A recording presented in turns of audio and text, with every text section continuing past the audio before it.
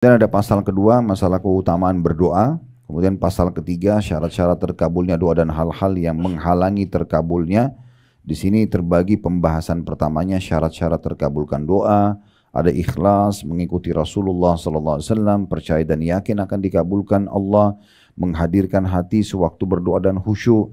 Kemudian adanya keinginan yang kuat atau tekad dan kesungguhan dalam berdoa. Pembahasan kedua, beberapa penghalang bagi terkabulnya doa. Yang pertama, leluasa bersenang-senang dengan yang haram, ya. Tergesa-gesa dan meninggalkan doa, kemudian melakukan maksiat dan perbuatan haram, meninggalkan kewajiban yang diwajibkan oleh Allah, berdoa dengan doa yang mengandung dosa atau pemutusan hubungan silaturahim. Kemudian selanjutnya yang poin keenam, sebagai hikmah Allah di mana seseorang diberikan yang lebih baik yang diminta dari yang diminta. Ada pasal keempatnya, adab-adab berdoa dan tempat-tempat dan waktu-waktu yang dikabulkannya doa. Pembahasan pertama tentang adab-adab berdoa. Situ ada poin-poinnya panjang lebar tentang masalah memulai dan mengakhiri doa dengan Alhamdulillah dan bersalawat kepada Nabi SAW. Berdoa di kala senang dan susah.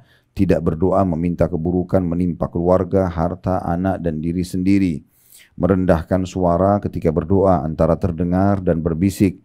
Merendahkan dan menghinakan diri kepada Allah ketika berdoa, memelas atau merengek kepada Allah dalam berdoa, bertawassul kepada Allah dengan tawassul yang disyariatkan, mengakui dosa dan mensyukuri nikmat saat berdoa, tidak memaksakan diri mempergunakan kata-kata yang bersajak dalam doa, mengulangi doa sampai 3 kali, menghadap kiblat, mengangkat tangan ketika berdoa, berwudu sebelum berdoa bila memungkinkan, menangis ketika berdoa karena takut kepada Allah Subhanahu wa taala, memperlihatkan kebutuhan kepada Allah dan mengadu kepadanya, memulai doa untuk diri sendiri apabila doa tersebut untuk orang lain, tidak berlebihan atau melampaui batas dalam doa, taubat dan mengembalikan hak orang yang diambil secara zalim, berdoa untuk kedua orang tua serta diri sendiri, mendoakan dirinya beserta orang-orang mukmin dan mukminah, tidak berdoa kecuali kepada Allah Subhanahu wa taala saja. Pembahasan kedua ada waktu, keadaan dan momen terkabulkan doa. Malam Lailatul Qadar, setelah sholat wajib, di penghujung malam, antara azan dan iqamah, saat mendengarkan panggilan untuk sholat wajib, saat iqamah dikumandangkan, di saat hujan turun dan di bawah siraman air hujan, saat perang di jalan Allah berkecamuk, suatu waktu dari bagian malam, satu waktu dari hari Jumat, ketika minum air zam-zam dengan niat yang baik, di saat sujud, ketika terbangun di malam hari dan berdoa dengan doa yang diajarkan Rasulullah SAW, berdoa dengan doanya Dzannun atau Nabi Yunus alaihissalam, berdoa saat ditimpa bencana, mendoakan orang sesaat setelah meninggal dunia, ketika membaca doa istiftah berikut, ketika membaca doa istiftah yang berikut ini, maksudnya ada penyebutan tentang beberapa doa-doa istiftah atau iftitah. Kemudian ketika membaca surah Al-Fatihah dengan tadabbur dalam solat, ketika mengangkat kepala dari ruku, saat mengucapkan amin dalam solat apabila bersamaan dengan mengucap atau ucapan amin para malaikat, saat mengucapkan doa setelah ruku, setelah ucapan salawat kepada Nabi SAW pada tasyahud akhir. Ini semua waktu dan tempat-tempat mustajab ya. Sebelum salam dalam solat ketika mengucapkan titik-titik nanti ada bahasannya. Begitu pula ketika berdoa dengan doa berikut. Ada doa-doa yang diajarkan oleh beliau. Doa seorang muslim setelah berwudu dengan doa yang ma'thur atau doa yang diperintahkan. Berdoa di hari Arafah, di padang Arafah bagi yang melaksanakan ibadah haji. Berdoa setelah tergelincir matahari sebelum waktu duhur. Kemudian berdoa di bulan Ramadan saat kaum muslimin berkumpul dalam majelis zikir, ketika mendengar ayam berkokok, ketika menghadap kepada Allah dengan pasrah dan keikhlasan yang murni, doa di hari ke-10 dari bulan Zulhijjah. Pembahasan ketiganya tentang tempat-tempat terkabulkan doa ketika melempar jumrah sughra dan wusta di hari-hari tasyrik, ini di musim haji, berdoa di dalam Ka'bah atau di dalam Hijr Ismail, berdoa di Bukit Safa dan Marwah bagi orang yang umrah dan haji, berdoa di Masy'aril Haram pada hari penyembelihan kurban ya, di Mina, doa orang yang melaksanakan ibadah haji di padang Arafah pada hari wukuf. Kemudian ada pasal kelima tentang jenis-jenis doanya para nabi-nabi dan rasul. Ada doa Nabi Adam, Nabi Nuh, Nabi Ibrahim, Nabi Ayyub, Nabi Yunus, Nabi Zakaria, Nabi Yaqub, Nabi Yusuf, Nabi Musa, Nabi Muhammad alaihi wassalatu wassalam. Begitu juga dengan doa para sahabat beliau.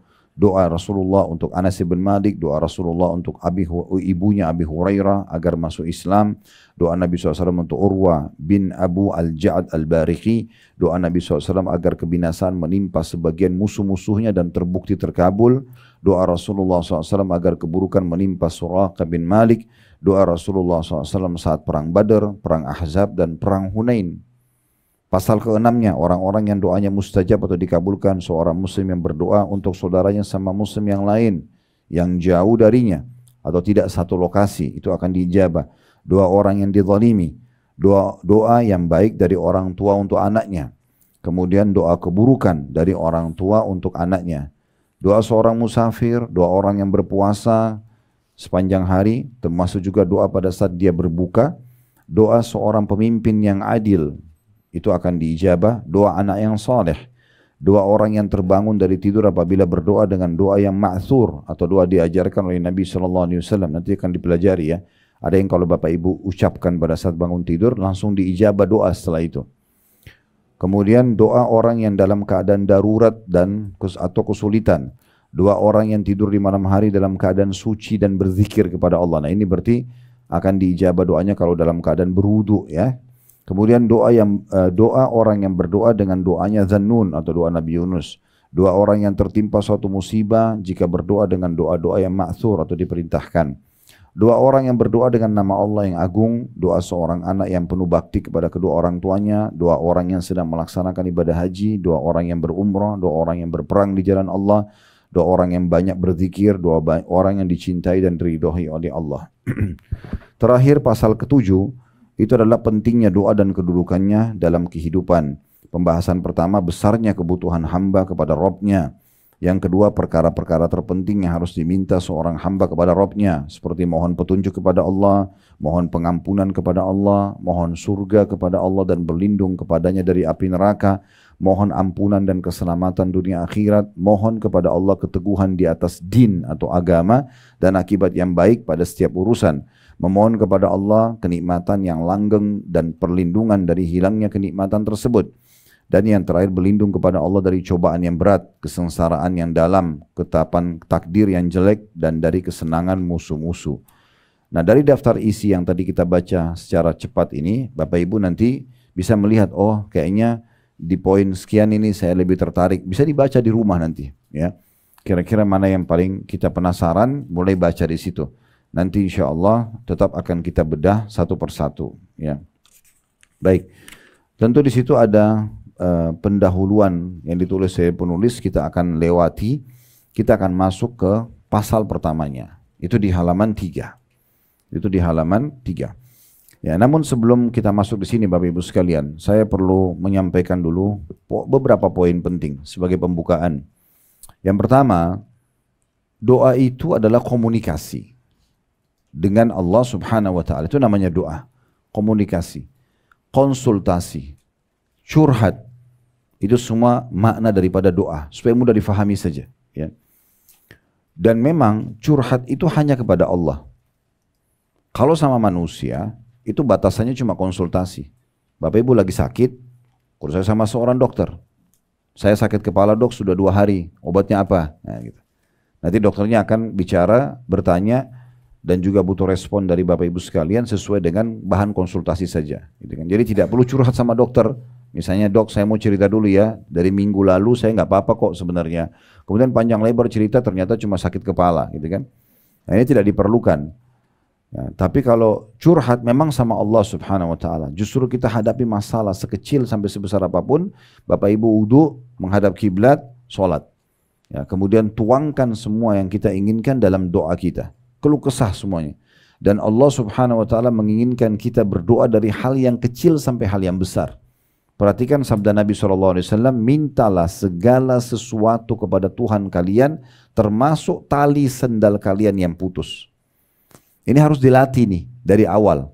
Kenapa? Karena banyak orang Bapak Ibu sekalian mau berdoa kalau masalahnya sudah berat. Misalnya sudah sakit nih, dokter sudah angkat tangan gak bisa sembuh, baru sholat tahajud. Jadi berdoa itu terakhir. Ini keliru. Islam sudah mengajarkan kepada kita sebelum aktivitas berdoa. Perhatikan, sebelum makan berdoa, sebelum minum, sebelum keluar rumah, sebelum pakai baju, sebelum masuk kamar mandi, sebelum interaksi biologis, sebelumnya disuruh berdoa agar kita diberkahi dan dimudahi oleh Allah Subhanahu wa taala. Ini yang dimaksudkan, atau dimudahkan urusannya oleh Allah Subhanahu wa taala. Jadi fahami dulu poin ini Bapak Ibu sekalian. Karena banyak orang mungkin dia berpikir begini, untuk apa saya berdoa? Saya tidak tahu harus doa apa. Badannya sehat, hartanya lagi melimpah, ya tidak ada masalah dalam rumah tangganya, tidak ada masalah dengan orang-orang. Keliru ini. Justru meminta kepada Allah Subhanahu wa taala agar dipertahankan nikmat itu jauh lebih afdal dibandingkan kalau lagi ada masalah minta solusi. Saya ulangi lagi.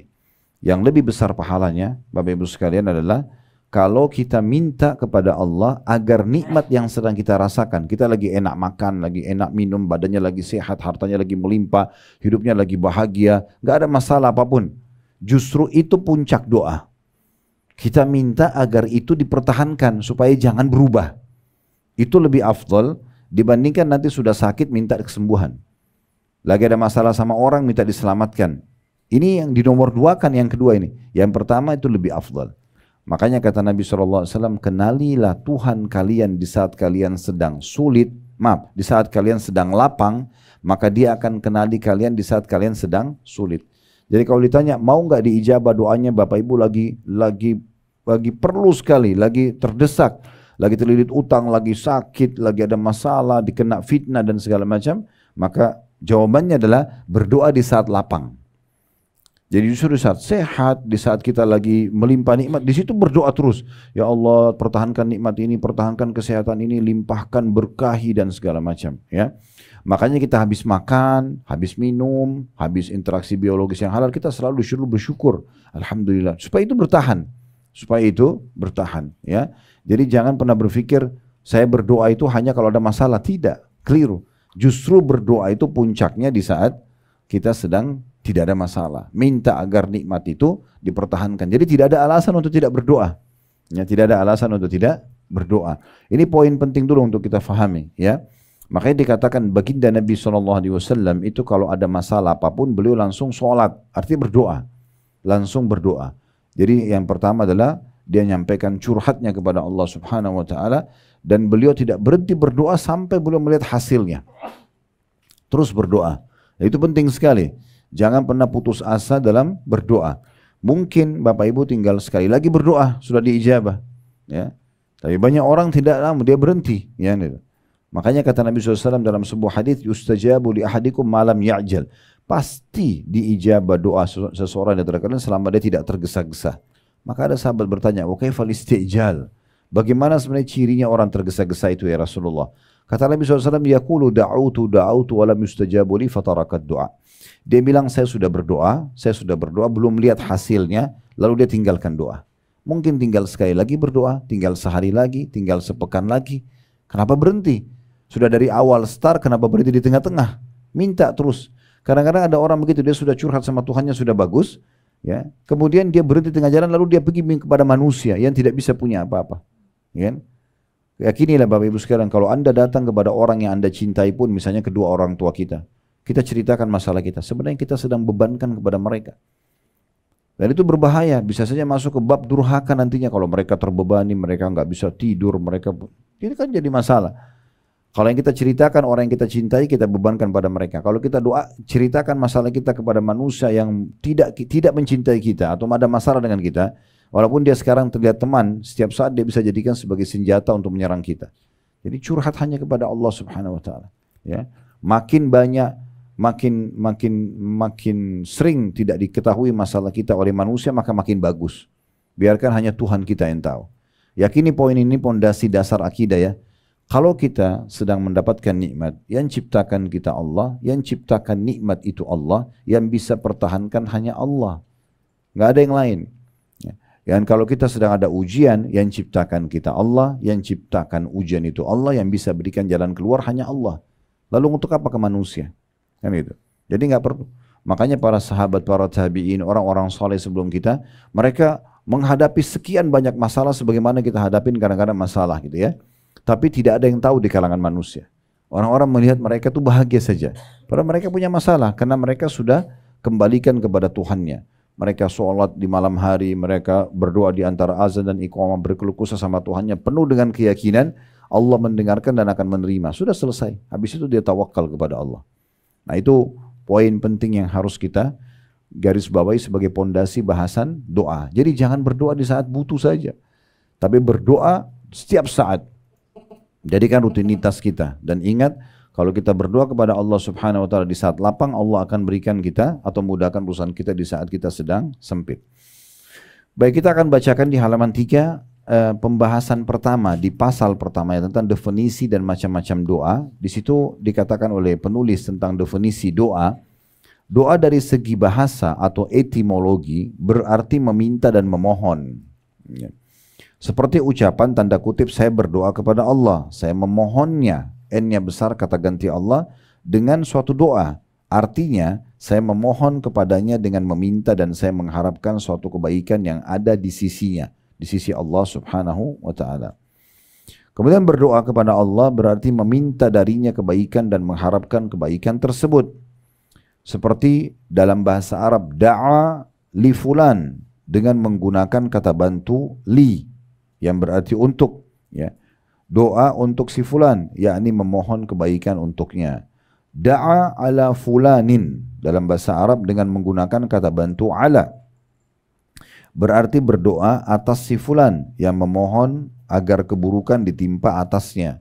Jadi doa bisa saja orang minta kebaikan buat orang lain, orang juga ada yang meminta kecelakaan bagi orang lain, seperti dia minta kehancuran musuhnya, ya, kekalahan musuh di medan perang, kayak teman-teman kita di Palestina sekarang kan bisa mereka minta kemerdekaan, mereka minta kehancuran musuhnya. Itu bisa juga terjadi. Jadi doa berarti permohonan hamba kepada Rabb-nya dengan cara memohon dan meminta. Bisa pula berarti mensucikan, memuji, dan makna yang sejenis dengan keduanya. Doa bagian daripada zikir. Ya. Jadi zikir secara umum. Ya. Salah satu bagian zikir adalah doa. Zikir sendiri ada 3 macam kata beliau. Pertama, mengingat dan menyebut nama-nama dan sifat-sifat Allah dan makna-makna yang dikandung olehnya, dan memuji, mengesahkan Allah dengannya serta mensucikannya dari segala yang tidak patut baginya. Zikir ini terbagi menjadi 2 macam. Yang pertama, ungkapan puji-pujian dari orang yang berzikir kepada Allah Subhanahu wa Ta'ala dengan menyebut nama-nama dan sifat-sifatnya. Dan bagian inilah yang disebutkan dalam beberapa hadis seperti Subhanallah, walhamdulillah, wa la ilaha illallah, wallahu akbar. Maha suci Allah, segala puji hanya bagi Allah. Tidak ada Tuhan yang berhak disembah kecuali Allah, dan Allah Maha Besar. Yang kedua, memberitakan tentang hukum-hukum yang berkenaan dengan nama-nama dan sifat-sifatnya. Seperti Anda mengatakan, Allah yang Maha Agung, Allah yang Maha Kuasa atas segala sesuatu. Dia lebih suka dengan taubat hambanya daripada orang yang menemui tunggangannya atau kendaraan yang hilang. Dia mendengar suara hamba-hambanya, dia melihat aktivitas mereka, tiada sesuatu pun yang tersembunyi darinya, dan Allah lebih menyayangi mereka dari kasih sayang kedua orang tua mereka terhadap mereka. Jadi di sini penulis coba menjelaskan dulu kepada kita sebagai tambahan informasi, dan ini berarti kaya sekali ilmu yang disampaikan. Kalau doa bagian daripada zikir. Nah, dia tidak cukup sampai di situ. Dia ingin menjelaskan tambahan informasi tentang zikir itu sendiri. Beliau menjelaskan kalau zikir itu terbagi menjadi 2. Ada yang memang menyebut nama Allah. Ya, dan ini terbagi 2 lagi. Ada seperti zikir astagfirullah, subhanallah, walhamdulillah, wa la ilaha illallah akbar. Misalnya itu termasuk bagian. Ada juga kalau Bapak Ibu menyebutkan misalnya Allah Maha Besar, Allah Maha Agung, Allah itu melihat hamba-hambanya. Kita kalau ngomong begitu kepada orang lain itu kita juga sedang berzikir. Kita juga sedang berzikir karena kita sedang mengingatkan orang lain agar kembali ke Tuhannya. Maka itu juga masuk dalam makna zikrullah, ya. Jadi zikir itu bukan hanya sekedar mengucapkan memuji nama-nama Allah dengan lisan kita saja, tapi mengajak orang lain pun dan mengingatkan, masuk dalamnya zikir. Makanya ulama sepakat mengatakan majlis ilmu adalah majlis zikir, ya. Seperti kita sekarang menyebutkan seperti ini, maka ini bagian daripada zikrullah.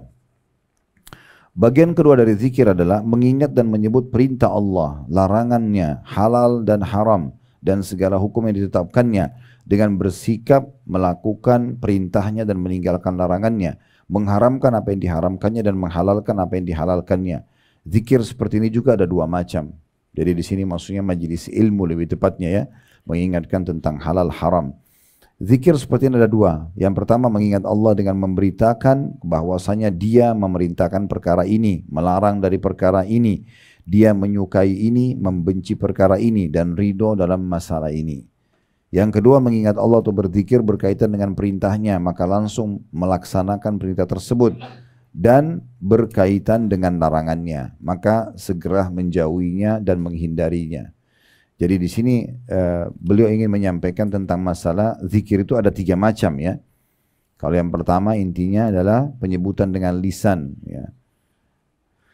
Baik itu kita mengatakan subhanallah, alhamdulillah, wa la ilaha illallah, Allahu akbar, atau kita mengatakan Allah maha besar, Allah sangat penyayang terhadap hamba-hambanya.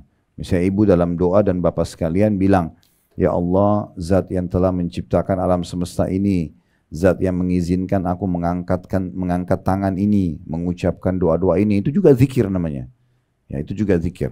Bagian kedua adalah mengingat Allah dengan larangan dan juga segala hukum yang ditetapkan, sehingga kita mengingat bahwasanya Allah memerintahkan ini, Allah melarang itu, baik untuk diri kita atau kita sampaikan kepada orang lain ya. Kemudian juga langsung mempraktekkan ya apa yang diperintahkan. Misalnya Bapak Ibu menjadi sini begini, dengar satu perintah langsung dipraktikin, atau misalnya ada yang dilarang langsung Ibu berhenti dan Bapak sekalian berhenti dari itu namanya zikir juga. Bagian ketiga, mengingat dan menyebut anugerah, nikmat dan kebaikan Allah. Ini termasuk zikir yang paling agung. Zikir yang disebutkan di atas berjumlah 5 macam ya.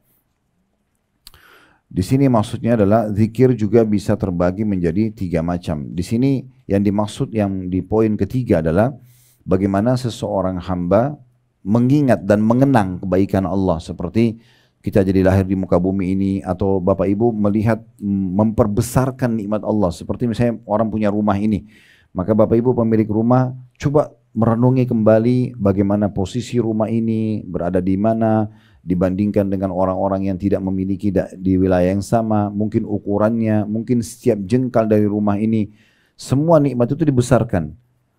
Satu piring makanan pun itu bisa kita berzikir kepada Allah dengan pahala yang sangat besar, dengan merenungi bagaimana kita bisa menyuapkan makanan itu ke mulut kita, bagaimana lidah kita masih bisa membedakan rasa pedas, asam dan segala macam, itu termasuk zikrullah semua.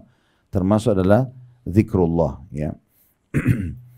Kemudian beliau mengatakan zikir juga bisa terbagi menjadi 3 macam, yaitu zikir dengan menggunakan hati dan lidah, dan ini merupakan tingkat zikir yang paling tinggi.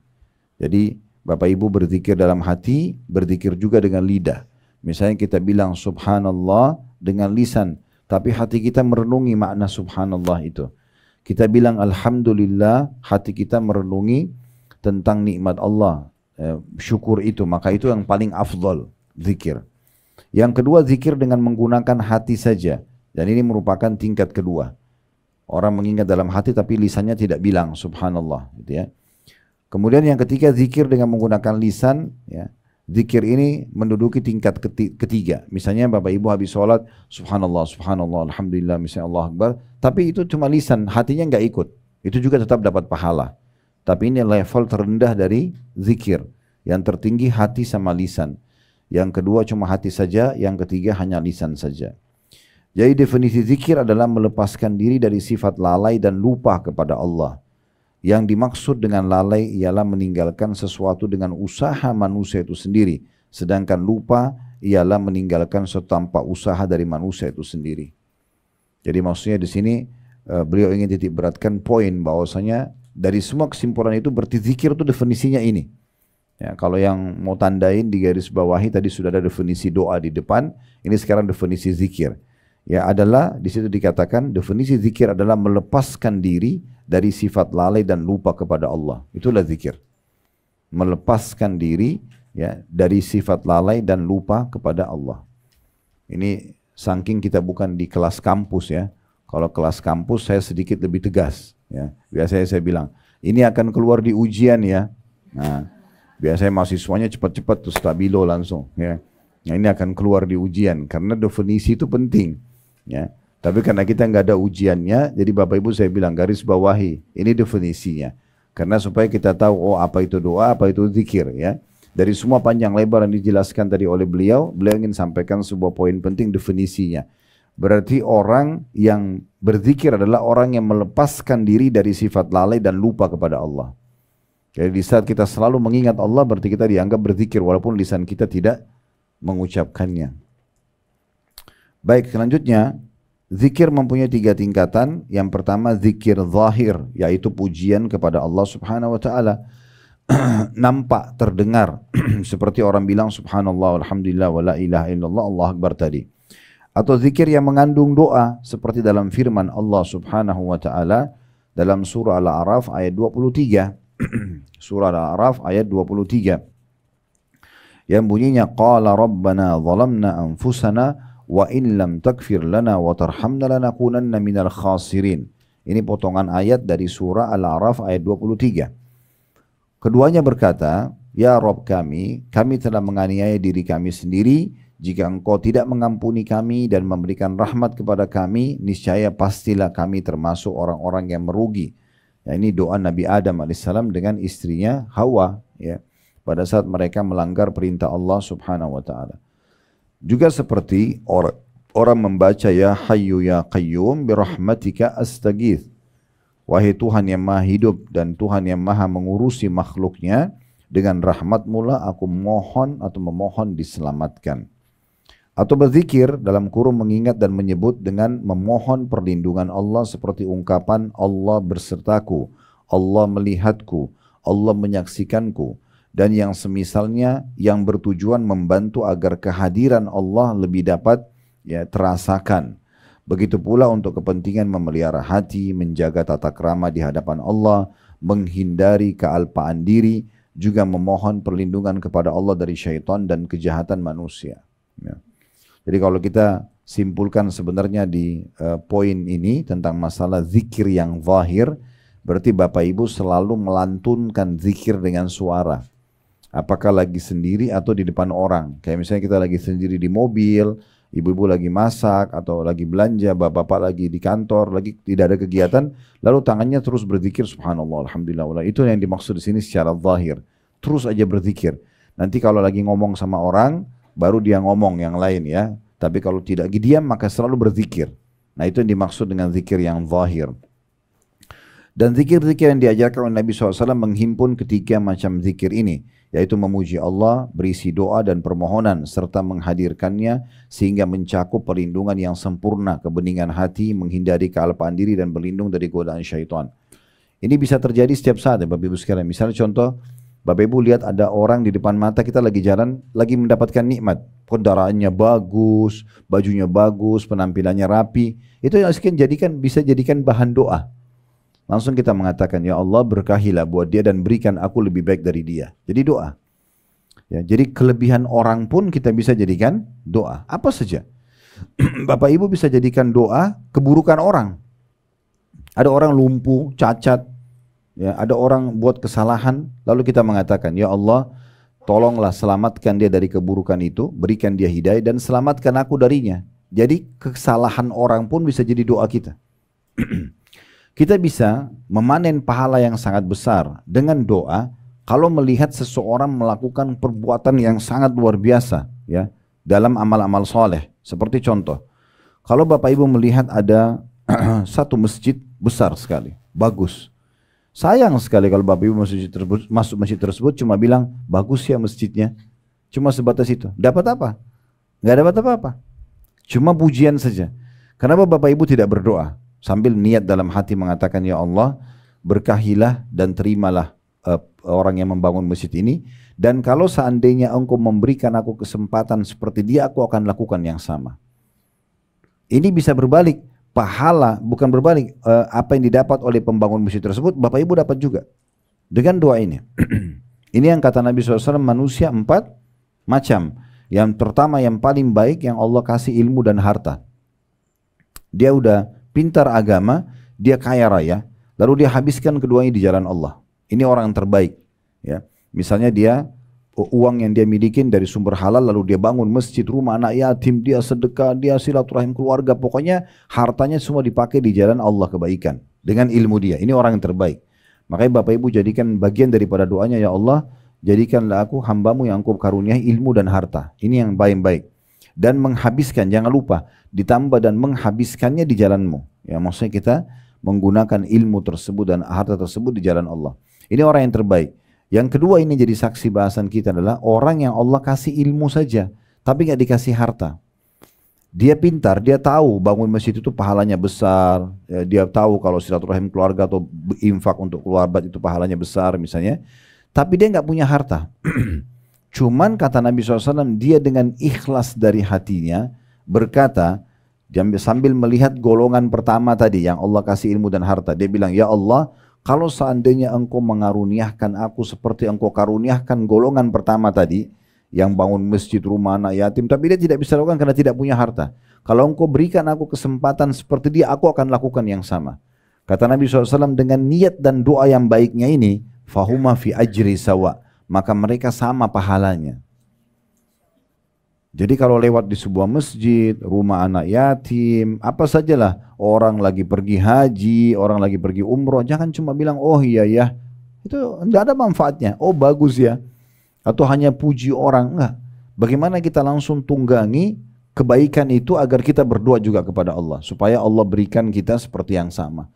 Jadi dengan niat dan doa yang baik itu, walaupun kita belum sempat lakukan, kita akan diberikan pahalanya. Nah gitu ya.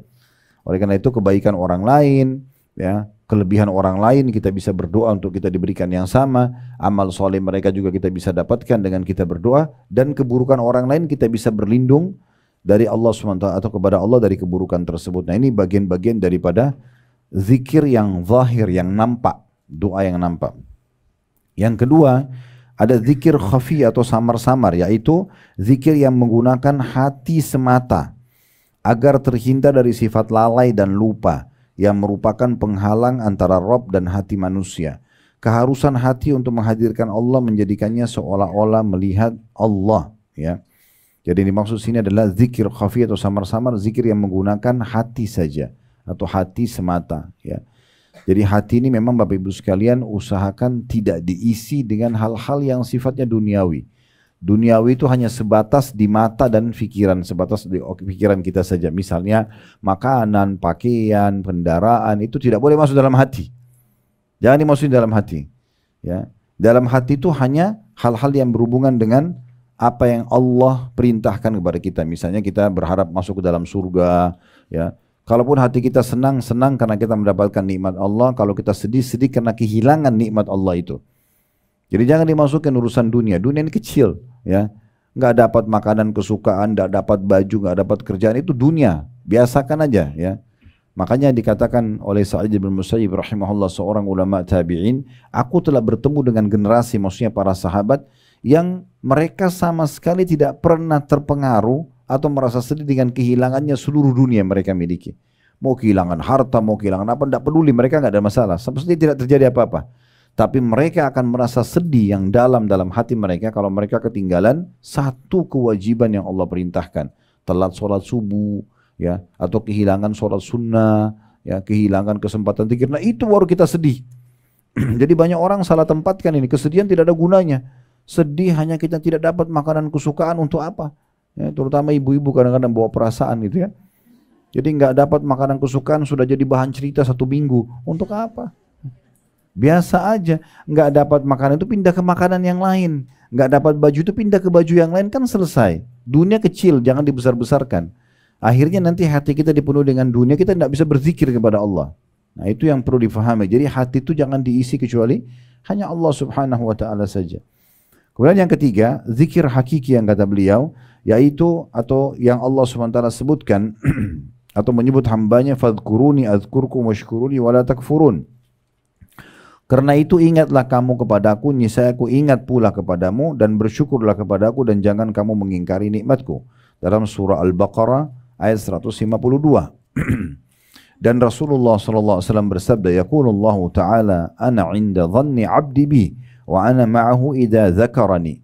Fa in dhakarani fi nafsi dhakartu fi nafsi, wa in dhakarani fi mala'in dhakartu fi mala'in khairi minhum, wa in taqarraba ilayya shibran bi shibrin taqarrabtu ilaihi dhira'an. Saya ulangi, wa in taqarraba ilayya bi shibrin taqarrabtu ilaihi dhira'an, wa in taqarraba ilayya dhira'an taqarrabtu ilaihi ba'an, wa in atani yamshi ataituhu harwala. Allah Ta'ala berfirman, Aku bertindak berdasarkan sangkaan hambaku kepadaku. Ini tolong digarisbawahi dulu ya. Jadi Bapak Ibu kalau mau hidup tentram, maka Allah akan berikan kita sesuai dengan prasangka kita pada Allah. Jadi kayak misalnya kita sakit nih, oh kayaknya Allah tidak akan sembuhkan saya. Itu prasangka. Maka Allah kasih seperti itu, tidak sembuh-sembuh. Tapi kalau prasangkanya, Allah cuma uji saya sebentar, Allah akan sembuhkan, saya akan berdoa, saya akan sedekah supaya Allah sembuhkan. Allah kasih seperti dengan itu. Itu sesuai dengan prasangka. Jadi nggak boleh. Seburuk apapun sesuatu depan mata kita, tetap bersangka baik kepada Allah. Karena Allah itu lebih faham kenapa Allah datangkan ujian itu kepada kita. Berapa banyak orang tidak jadi menikah dengan seseorang, tidak jadi buka usaha, partner bisnis dengan seseorang, ternyata kebaikan besar buat dia. Berapa banyak? Dia tidak tahu, Allah lebih tahu. Tapi Allah selamatkan dia. Cuma memang kata kuncinya, Bapak Ibu selalu memang hubungkan dengan Allah. Misalnya kita baru mau buka usaha, baru mau menikah, baru mau ini, dan minta tolong kepada Allah. Ya Allah berkahi, ya Allah mudahkan. Kalau Allah tidak kasih, sangka baik sama Allah, berarti itu yang terbaik. Di situ kita akan tenang. Ada satu orang dosen, saya berbagi dulu, di Ummul Qura, namanya Dr. Muhammad. Beliau menceritakan di salah satu kisah, berhubungan dengan masalah sahabat dekatnya. Sahabat dekatnya ini orang soleh, laki-laki. Melamar seorang wanita di Mekah terjadi dan sudah ditentukan tanggalnya. Nah ternyata 2 bulan sebelum kejadian pernikahan tersebut dibatalkan oleh si pihak perempuan tanpa sebab. Orang tua perempuan pun didatangi oleh si laki-laki ini, ditanya kenapa, mereka juga tidak tahu. Pokoknya perempuan ini hanya minta satu saja, batalkan pernikahan. Tidak mau sama laki-laki ini. Tadi awalnya sudah sepakat nih, seperti itu kejadiannya. Lalu kemudian kata Dr. Muhammad, saya setiap kali ketemu dengan teman saya ini, saya selalu dengar dia merengek sama Allah. Selalu. Antara azan dan iqamah, ada kesempatan, lagi sholat malam selalu, ya Allah kembalikan perempuan itu buat saya sudah suka dia. Dia mohon-mohon sama Allah. Kalau didengar doanya ini, harusnya diijabah. Kata Dr. Muhammad, kadang-kadang karena saya kesiannya melihat dia berdoa, saya juga berdoa, ya Allah berikan apa yang dia minta. Gitu kan? Iya, begitu kisahnya. Tapi subhanallah, Allah nggak kasih. Dia makin merengek sama Allah nggak kasih. Terbukti setelah 2 bulan, ini kan 2 bulan lagi hari H pernikahan. Perempuan itu rupanya tunggu sampai hari H itu lewat, kemudian dia nikah sama laki-laki lain. Kisah nyatanya begitu. Tapi subhanallah kata Dr. Muhammad, begitu perempuan itu nikah sama laki-laki lain, karena sudah status istri orang, teman saya berhenti berdoa. Kan nggak mungkin berdoa ya Allah ceraikan dia kan gitu. Maka dia berhenti berdoa, dia bilang teman saya, tapi saya justru tahu bagaimana Allah cintanya sama teman saya, justru setelah perempuan itu nikah sama laki-laki lain. Dia bilang ini kejadian nyata, 1 bulan pertama, itu kisah nyatanya beliau. Beliau mengatakan 1 bulan pertama perempuan ini ternyata terdeteksi kena kanker payudara yang ganas. Stadium sekian yang harus dipotong payudaranya. Yang sebelah kanan, itu kisah nyata. Bulan kedua, ternyata menular ke payudara sebelah kiri, dipotong sebelah kiri. Dan bulan ketiga, kata Syekh Muhammad, Dr. Muhammad ini, ada masalah di urat saraf bagian belakang si wanita ini membuat kedua matanya buta. Bulan keempat meninggal perempuan itu. Apa kata Dr. Muhammad? Saya setelah kejadian ini tahu bagaimana cintanya Allah pada teman saya. Kalau dia nikah sama perempuan itu, bagaimana sedihnya dia nanti kalau sudah jadi istrinya. Ini kisah nyata. Dan ada sekian ribu kisah berhubungan dengan masalah ini. Oleh karena itu jangan pernah sangka buruk dengan Allah. Sangka baik saja. Kalau kita mau makan ini nggak jadi, kalau kita mau minum itu nggak jadi, mau nikah, mau kerja sekarang nggak jadi, ya sudah. Ya Allah, berarti ini yang terbaik yang kau berikan. Berikan aku gantinya. Selesai, ikhtiar aja yang lain. Nggak usah bersedih-sedih berlama-lama di situ, nggak usah, dunia sebentar. Kan gitu. Nah itu yang sebenarnya pesannya. Jadi kita sesuai dengan sangka kepada Allah SWT. Lalu selanjutnya kata Nabi SAW, selanjutnya Allah mengatakan, dan aku besertanya bersama dengan hamba apabila dia mengingatku. Kalau Bapak Ibu selalu berzikir, baik itu secara zahir tadi, dengan lisan, ya yang terbaik tadi adalah lisan sama hati, atau dengan hati saja atau dengan lisan saja, maka aku ya akan selalu mengingat. Apabila ia mengingatku, aku akan berserta bersama. Aku akan bersertanya apabila ia mengingatku. Apabila ia mengingatku dalam dirinya sendirian, aku akan mengingatnya dalam diriku juga. Jika hambaku mengingatku di hadapan sekumpulan orang, kayak Bapak Ibu lagi di pasar, lagi di jalan, tetap berzikir.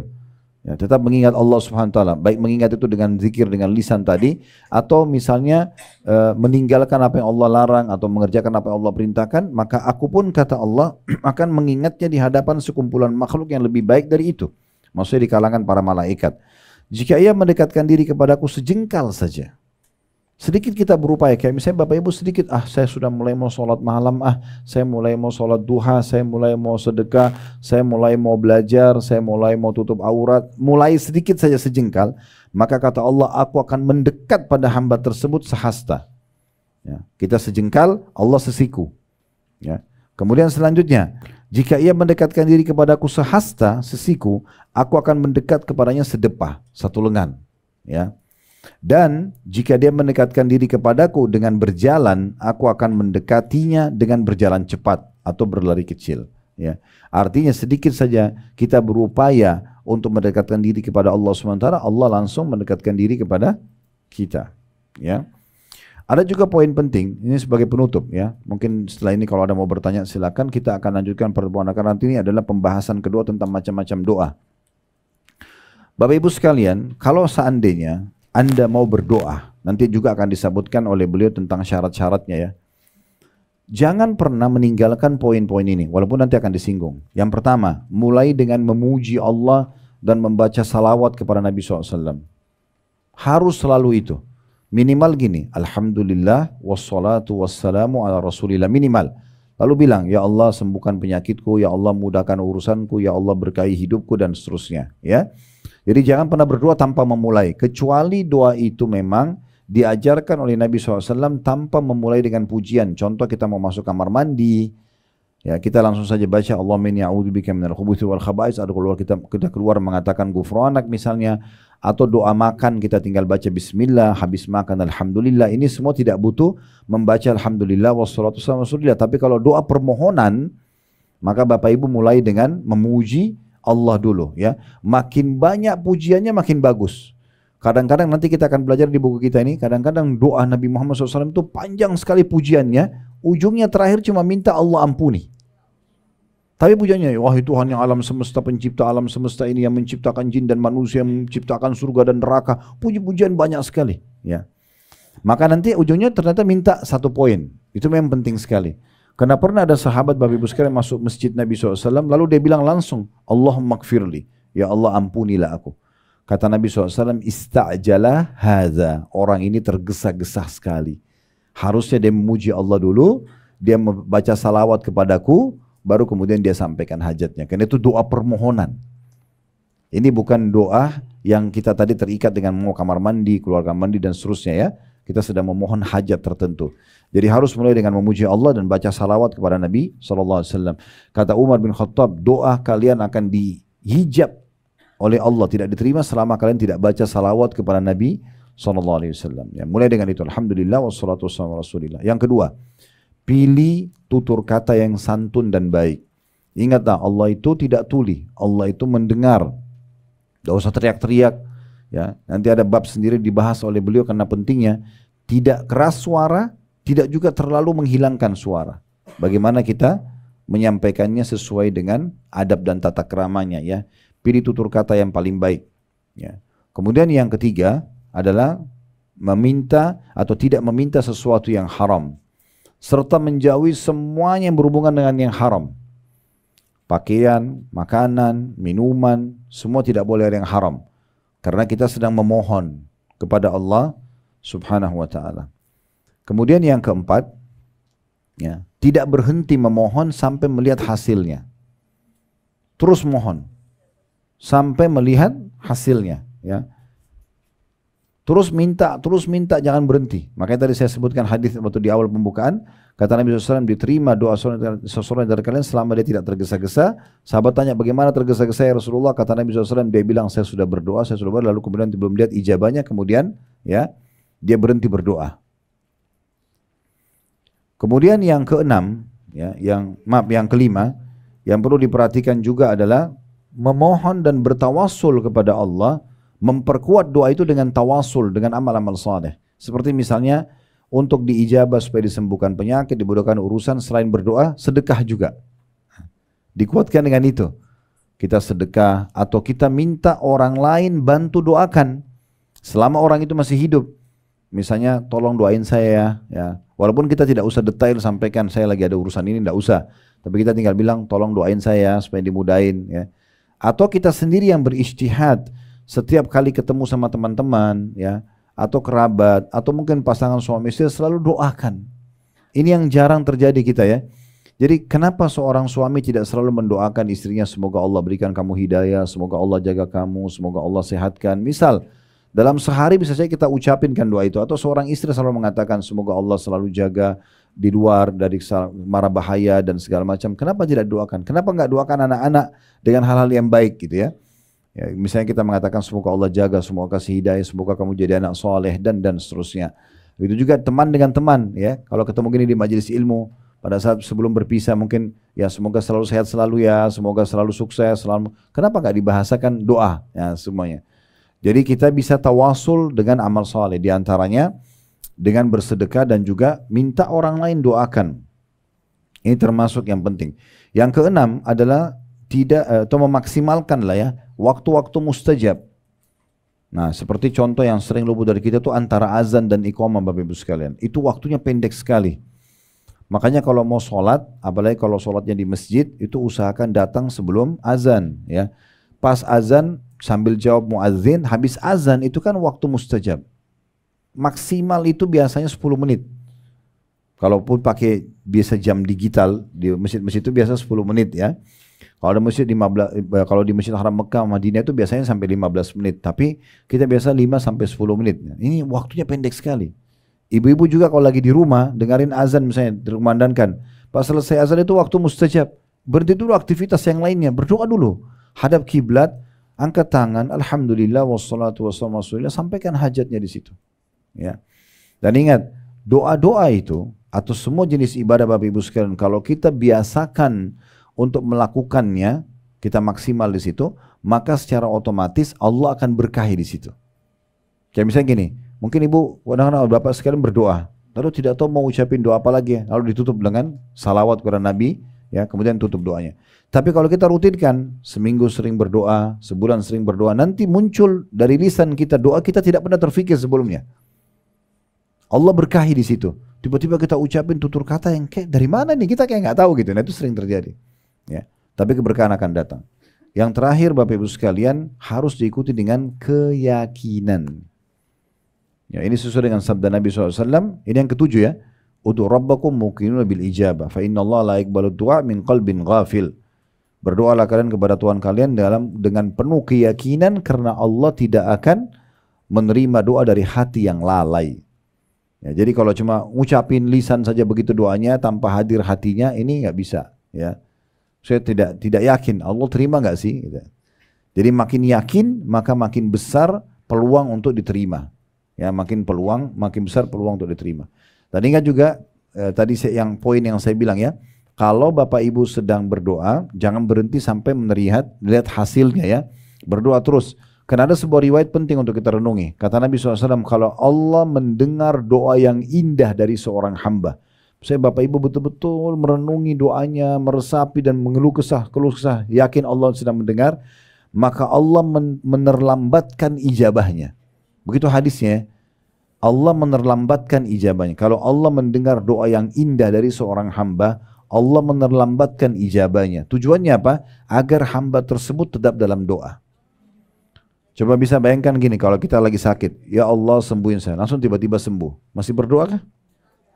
Allah terlambatkan 3 hari, 1 minggu, supaya kita terus berdoa. Nah, nanti di hari kiamat kata para ulama, andai saja orang-orang yang rajin berdoa ini melihat hasilnya, mereka berharap 24 jam berdoa, tidak berhenti, karena besarnya pahala yang mereka temukan. Kata Nabi SAW dalam hadis yang lain, doa itu, tidak ada seorang muslim berdoa di muka bumi kecuali diijabah hanya melalui 3 tahapan. Bisa diberikan langsung, atau Allah hilangkan musibah atau masalah yang akan menimpa dia, ya, atau Allah simpankan dalam bentuk pahala yang besar dia panen pada hari kiamat. Nah, khusus yang ketiga ini yang akan panen pahala besar pada hari kiamat, kata Nabi SAW dalam sebuah riwayat yang lain, nanti ada orang pada hari kiamat Bapak Ibu sekalian akan diberikan pahala bergunung-gunung, pahalanya banyak sekali. Dan mereka sendiri tidak tahu dari mana itu. Mereka berkata, dari mana ini? Mereka bertanya kepada para malaikat. Maka malaikat mengatakan, ini adalah dari doa-doa kalian yang belum kalian lihat ijabahnya di dunia. Dikasih dalam bentuk pahala bergunung-gunung. Maka apa kata Nabi SAW? Ini pesan penting. Nabi bilang, maka di saat itu mereka berharap agar semua doanya tidak dikasih di dunia. Biar di akhirat saja. Jadi doa itu ibadah. Bapak Ibu lihat hasilnya atau tidak hasilnya akan tetap dapat pahalanya di hari kiamat. Ingat, berdoalah walaupun itu hal yang kecil. Saya selalu sarankan begitu dalam bab doa. Ibu dan bapak keluar mau ke mall saja, minta sama Allah dikasih parkiran, tidak apa-apa. Ya Allah mudahin buat saya parkiran itu. Mau beli pakaian, ya Allah mudahin buat saya pakaian itu. Mau pergi makan pun, ya Allah mudahin supaya saya dapat makanan yang terenak misalnya. Tidak ada sana, berdoa aja semua. Ya, sehingga dalam kehidupan kita tuh selalu interaksi sama Allah Subhanahu Wa Taala. Nah itu targetnya. Allahu a'lam. Itu kedepannya tentu masih lebih dalam lagi kita membahas masalah doa ya. Ini adalah bagian atau pasal pertama dari definisi doa itu sendiri. Semoga Allah SWT mengikhlaskan niat kita, menjadikan ini bermanfaat, memenuhi semua hajat-hajat kita, ya, juga menerima seluruh amal-amal soleh kita, serta Allah menyatukan kita semua di surga firdausnya tanpa hisab, mana disatukan dalam majlis ilmu yang mulia ini. Kalau ada benar dari Allah, ada salah dari saya mohon dimaafkan. Wassallallahu ala nabiyina Muhammadin wa alihi washabihi wasallam. Walhamdulillahi rabbil alamin. Subhanakallahumma bihamdika asyhadu an la ilaha illa anta astaghfiruka wa atubu ilaik. Wassalamualaikum warahmatullahi wabarakatuh.